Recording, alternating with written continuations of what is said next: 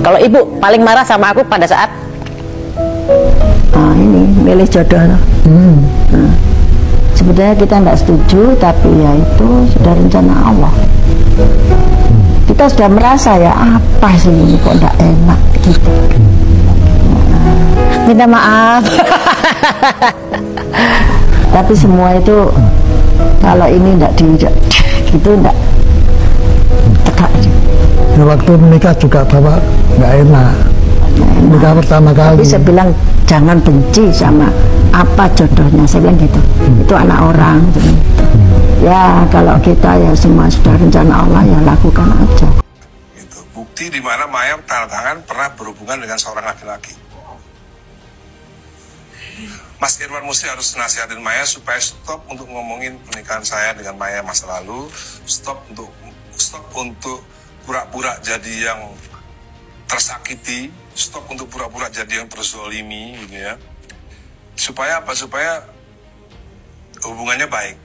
Kalau enggak, siapa yang mau digituin terus, kan?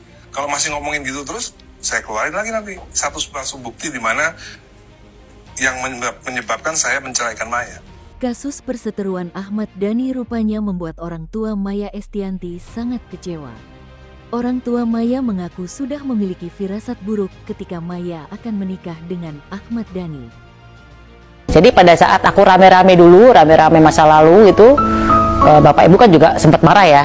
Tapi kan nggak marah sebenarnya. Sempat yang agak kecewa gitu loh, bukan agak kecewa sekali. Terus ibu sempat memangin dengan udah. Saya pegang bapak sikir mas, menghadapi begini nih. Saya bilang ini setan senang ini, ya toh. Kalau dia cerai juga senang, kalau dia rame juga senang. Kalau saya menghadapi segala cobaan hidup itu, saya pegang bapak, pikir mas, dimanapun kita berada, pikir ingat pada Allah. Karena apa? Semua apa yang kita kehendaki kok tidak terlaksana itu kan gimana ya? Tapi lama-lama saya sadar bahwa semua itu rencana Allah. Semua rencana Allah. Dan nanti saya doa terus sampai saat ini saya doa terus. Setiap malam tahajud, saya doa demi untuk masa depan anak-anak. Tapi tidak boleh sombong. Apalah artinya semuanya ini semua titipan Allah. Kalau orang berpendidikan, dia tahu saya menceraikan Maya. Semua orang Islam yang paham fikih Islam pasti tahu kenapa perempuan itu diceraikan, pasti tahu sebabnya kenapa. Gak perlu dijelaskan udah. Dan Mas Dhani nggak mau jelasin. Gak usah dijelasin. Karena apa? Karena orang yang pendidikan agama yang mencukupi, paham soal fikih Islam, udah pasti tahu kenapa seorang istri diceraikan oleh suami. Nanti saya akan keluarkan bukti yang lebih parah lagi. Gitu. Bukti di mana Maya tanda tangan pernah berhubungan dengan seorang laki-laki. Bermula bikin konten di YouTube demi rating, demi viewers, mendapatkan banyak reaksi dari konten kreator dan psikolog. Garis besarnya, benang merahnya, itu dia membela anaknya si Safea. Tapi blunder kemana-mana, yang menyerang Bunda Maya, mantan istrinya, akhirnya ikut jadi curhat. Itulah contoh laki-laki yang menggunakan mulutnya daripada akal pikirannya. Ngapain sih? Padahal anaknya baru saja menikah, hubungannya sudah lebih baik dengan mantan istrinya, bahkan dengan si Pak Irwan Musri. Pak D, udah deh, gak usah blunder kemana-mana, gak usah sampai membuka aib mantan istrimu yang sudah bahagia dan jauh lebih baik hidupnya daripada bersamamu dahulu. Kalau memang kamu ingin menyerang psikolog tersebut, ya sudah, gak usah blunder kemana-mana, gak usah buka aib Bunda Maya yang dulu pernah, mohon maaf, tanda tangan karena berhubungan badan dengan laki-laki lain, itu sudah. Tutup lembaran lama. Sekarang Bunda Maya sudah bahagia, sudah fokus dengan hidupnya, dan tujuan hidupnya juga, goalsnya itu jadi wanita yang elegan ya, dan banyak dihormati orang. Dan semua warga Indonesia itu nggak buta, nggak picek motoy, wes ngerti bagaimana kronologi awal sampai dia seperti ini. Dan saya melihat Bunda Maya tidak pernah ingin meng-up atau curhat atau menjelekkan istrimu yang sekarang. Ini yang saya lihat ya. Bahkan saya juga sering kok lihat konten-kontennya Bunda Maya, tidak pernah menjelekan siapapun. Dia berusaha netral, berusaha untuk berdamai dengan takdirnya. Kamu ini punya anak yang baru saja menikah. Kasihan loh. Mereka ini pengen bahagia, mereka pengen tenang. Kenapa sih harus mengutamakan ego? Itu loh, kenapa egonya didahulukan? Kamu ini seorang bapak-bapak yang umurnya sudah bukan lagi usia-usia yang masa 30 atau masa milenial gitu. Stop. Redam egonya. Kalau memang ingin membela si Safea, udah fokus ke situ. Jangan blunder kemana-mana. Jangan sampai menguak tabir kehidupanmu yang lalu-lalu. Dan semua warga Indonesia itu sudah tahu bagaimana tabiat Anda. Itu saja. Ada anggota dewan yang berkelakuan seperti ini. Sebenarnya kita rakyat ya, kalau merasa geram dan gak nyaman sama tingkah oknum anggota dewan, kita ini ngadunya kemana sih? Di sini Bapak Ahmad Dhani bilang kalau orang berpendidikan tinggi pasti begini. Justru Pak, kalau orang berpendidikan tinggi apalagi sudah menjadi anggota dewan, harusnya lebih bijak dalam menghadapi masalah, apalagi masalah pribadi. Seberapa jauh yang layak dikonsumsi publik gitu loh. Kalau cara Bapak menghadapi masalah terus seperti ini ya, masalah pribadi Bapak ya, bagaimana kita rakyat bisa percaya Bapak menghadapi masalah yang lebih serius, yaitu masalah negara, Pak? Gitu loh, kami aja merasa Bapak ini nggak bijak dalam menghadapi masalah rumah tangga Bapak gitu loh.